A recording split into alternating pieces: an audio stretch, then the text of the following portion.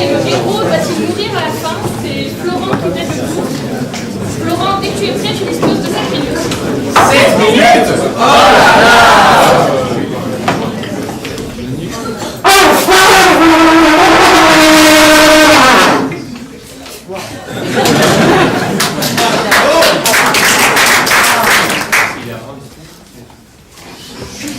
Si Charlemagne avait entendu plus tôt le son de cet olivier, si le souffle avait animé avant le corps de Roland, l'armée des Francs serait arrivée moins tardivement, alors Roland ne serait mort et la meute sarrasine aurait été dispersée aux 4 vents.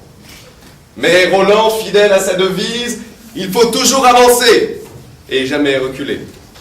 Des coups répétés de la horde barbare a succombé.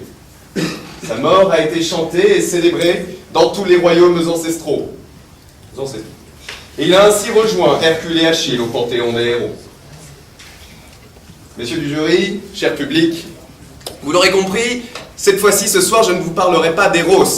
Le sujet est beaucoup plus tragique, il s'agit de la mort, et pas n'importe laquelle, la mort des héros.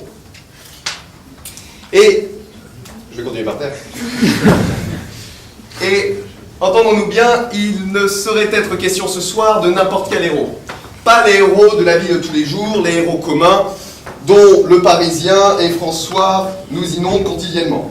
Par exemple, j'ai trouvé ça dans le journal Nord-Éclair, qui titrait « Ces héros de tous les jours qui s'investissent pour leur quartier ». 7 retraités ont été récompensés pour leur investissement dans le Vieux-Lille. La ville, oui, la ville a voulu féliciter ces personnes de l'ombre, sans qui il n'y aurait pas de vie associative. Vous voyez, même avec un petit peu de drama poussé, c'est chiant et on s'emmerde. Et en plus ici, la mort, le lien entre la mort et ces 7-0 là, est bien trop évident. Non, ce soir, cher public, cher jury, vos oreilles résonneront au bruit des épées, vous rougirez au murmure d'amour, vous serez témoins de cascades, verbales ou non, vous l'avez vu, vous serez les spectateurs de défis lancés au dieu de l'éloquence. C'est vous.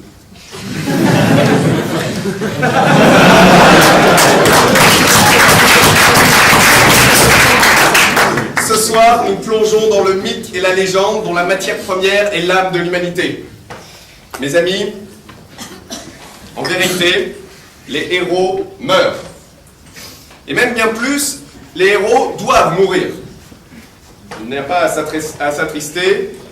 Cette idée ne doit nullement vous causer de la peine, car la mort rend les héros immortels. La mort est fondatrice pour les héros. En effet, est héros, tout d'abord, celui qui se sacrifie. Est héros, ensuite, celui qui méprise la mort. Est héros, enfin, celui qui nous montre, nous, pauvres mortels, que la mort n'est qu'une autre aventure. Et, accessoirement, celui qui fait la promotion des préservatifs et qui lutte contre le sida sur les affiches pédestres est hétérosexuel. Donc, tel Roland d'abord, qui brisa son épée contre le roc, le héros doit se sacrifier. En effet, ce n'est pas le succès qui fait le héros. Ce n'est pas le succès qui fait le héros, c'est le sacrifice.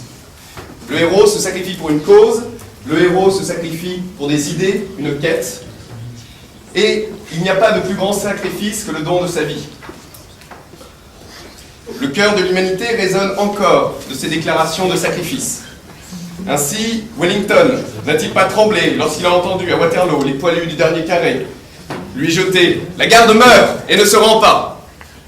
Léonidas n'a-t-il pas rejoint l'Olympe lorsqu'il a dit « Va dire à Sparte que nous sommes morts ici pour obéir à ses lois ».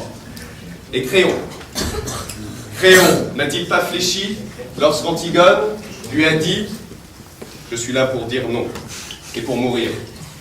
En vérité, les héros doivent se sacrifier. Tel Roland, ensuite, qui se moquait de ses assaillants, le héros n'a pas peur de la mort. Le héros, c'est cet être extraordinaire qui peut regarder la mort dans les yeux. La mort, elle a peur du héros.